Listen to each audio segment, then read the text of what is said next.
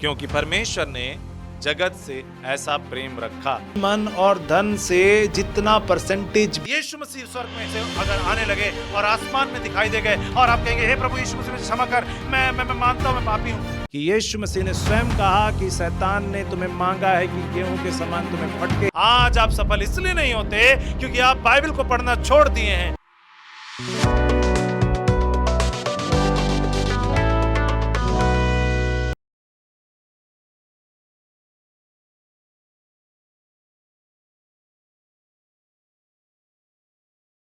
यहोशू की पुस्तक उसका 3रा अध्याय तो 1 से 3 पद तक क्या लिखा है? हे मनुष्य के संतान, जो तुझे मिला है उसे खा ले, अर्थात इस पुस्तक को खा, तब जाकर इस्राएल के घराने से बात कर। इसलिए मैंने मुंह खोला और उसने वह पुस्तक मुझे खिला दी। तब उसने मुझसे कहा, हे मनुष्य के संतान, यह पुस्तक जो मैं तुझे देता हूं उसे पचा ले और अपनी हथौड़ियां इससे भर ले। अतः मैंने उसे खा लिया और वो मेरे मुंह में मधु के तुल्य मीठी लगी। हालेलुया। कैसे लगी? मधु के तुल्य मीठी लगी। हम में से कितने लोगों ने इस पुस्तक को खाया है? यहाँ पे क्या लिखा है? वो ऐसे लगा जैसे मेरे मुंह में शहद के जैसे। हालेलुया। ये प्रभु का वचन किस पुस्तक को खाने के लिए बोल?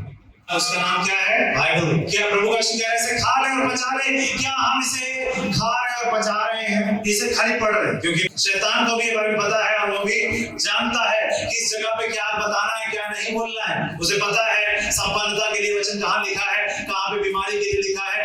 और हमें भी ऐसी पता है। पिछले सप्ताह हम लोग सुन रहे थे विश्वास के बारे में, सुन रहे थे कि नहीं? और उसका परिणाम है कि भाई सुनील के जीवन चंगाई भी हो। हालेलुया। ऐसे ही चंगाई और भी मिलेगा। हालेलुया।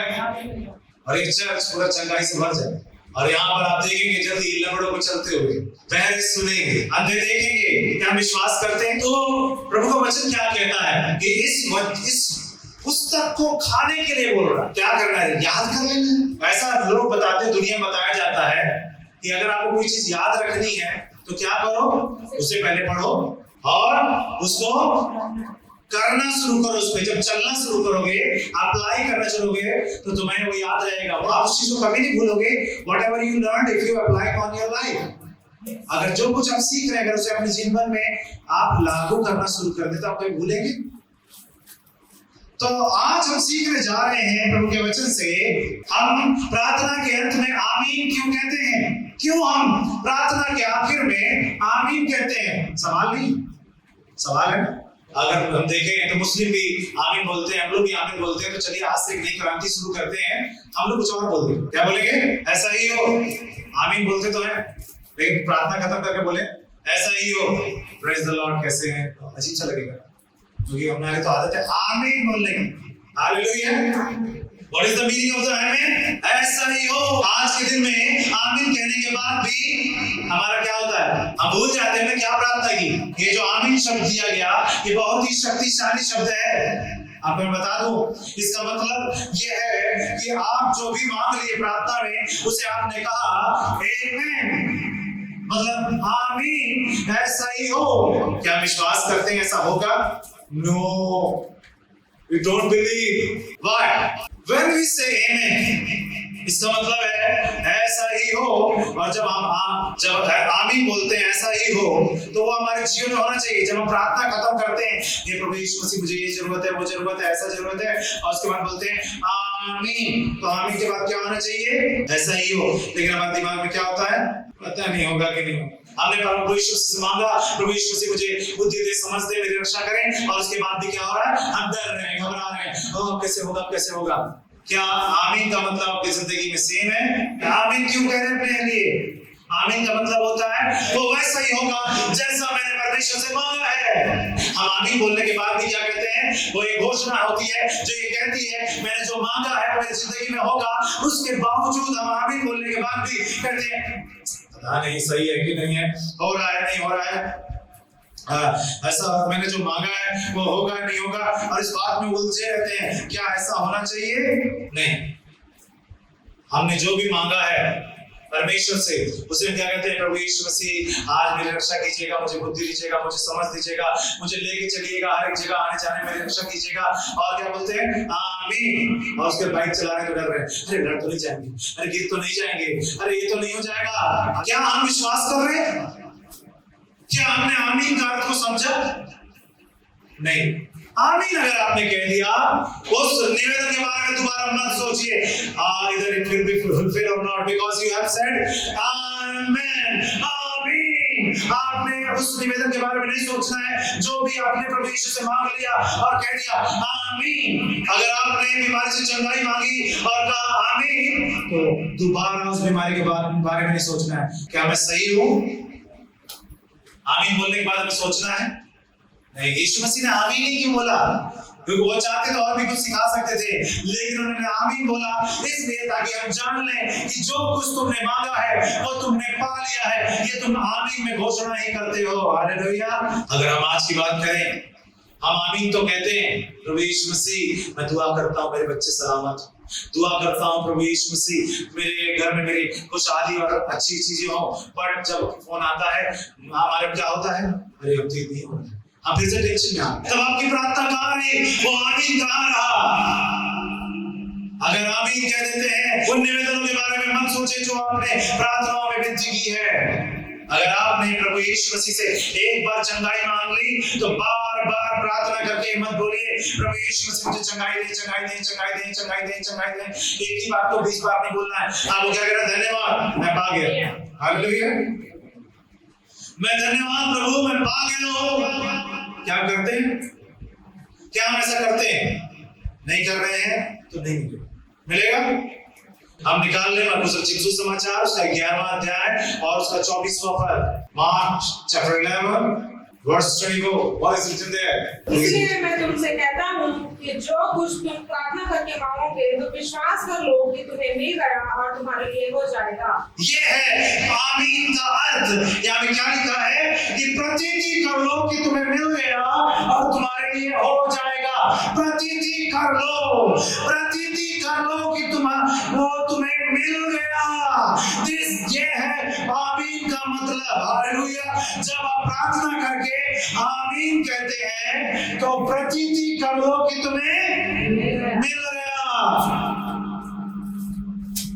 Believe it. हालेलुया। क्या करो? विश्वास करो कि तुम्हें मिल गया और वो तुम्हारे लिए हो जाएगा। Believe it and it will be yours. Hallelujah. Are you believing today? क्या आप विश्वास कर रहे हैं? Whatever you are asking today, are you believing for that? जो आप उसके लिए विश्वास कर रहे हैं, जो कुछ आप मांग रहे हैं। अगर आप इस संसार में कोई घर मांग रहे हैं, and I'm just saying amen, आमीन कहने के बाद क्या आप विश्वास कर रहे हैं? Do you believe that I have received that house? कि मैं उस घर को पा गया हूँ। हालेलुया। पा गया हूँ करके धन्यवाद देना है। मिठाइयाँ बांटनी है और बोलना है मैंने यीशु से बोला है भैया, मैंने एरू से नहीं बोला है। I have not said to anyone, but I have said to the authority person, the only one, the King of Kings and the Lord of Lords, whose name is Jesus Christ, and I have asked from him. Hallelujah. मैंने राजाओं के राजा प्रभुओं के प्रभु से बोला है प्रभु मुझे ये चीज चाहिए तो मुझे मिल जाएगी। कोई उसे मुझसे जीवन से छीन नहीं सकता। क्या आप समझ रहे हैं मैं क्या कहना चाहता हूँ? समझ रहे हैं? प्रभु यीशु की महिमा हो। तो आपने देखा प्रभु यीशु मसीह ने कितना साफ रीति से समझाया है। आइए हम लोग एक बार वचन निकालेंगे बुक ऑफ जेकब, याकूब की पुस्तक 1 अध्याय और उसका 6वां पद पढ़ेंगे, वर्स 6।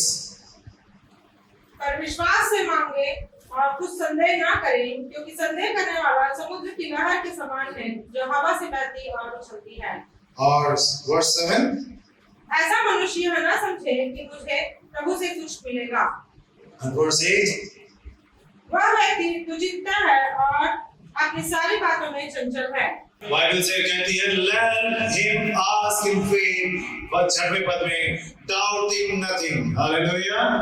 6वां पद में क्या लिखा है? Verse 6 says, what is, but let him ask ask in faith. विश्वास से मांगे. Hallelujah. Nothing wavering. Hallelujah. Let him ask in faith. Nothing wavering. Hallelujah. क्या करे? विश्वास से मांगे. For anyone who doubts is like a wave in the sea that is driven by the wind and tossed around. Hallelujah. And such a person is a double-minded, unstable in all his ways. Bible क्या कहती है? वो व्यक्ति दुचित्ता है. 8वां पद में क्या कहती है? वो व्यक्ति दुचित्ता है और अपनी सारी बातों में चंचल है, इसलिए वो व्यक्ति को कुछ भी नहीं मिलेगा. 7वां पद कहता है, but that person must not think that he will receive anything from the Lord. Hallelujah. Bible कहती है, ऐसा मनुष्य ना समझे मुझे प्रभु से कुछ मिलेगा, क्योंकि तुम क्या हो? दुचित्ते हो. मतलब double minded. In English what it says, double minded. What it means double minded? मतलब दो दिमाग लगाना, आधा संसार में, आधा परमेश्वर में. Half in the world and half in the God. Half believing in this world, half believing in God. Half believing in the situations and half believing in the आधा संसार की परिस्थितियों में विश्वास करना, आधा परमेश्वर विश्वास करना. आधा संसार के ज्ञान में विश्वास करना, आधा परमेश्वर में विश्वास करना. ऐसा लोगों को कुछ मिलेगा? These types of people get anything from the God? No, they will not get anything from the God because they are double-minded, and double-minded people can't get anything from the God.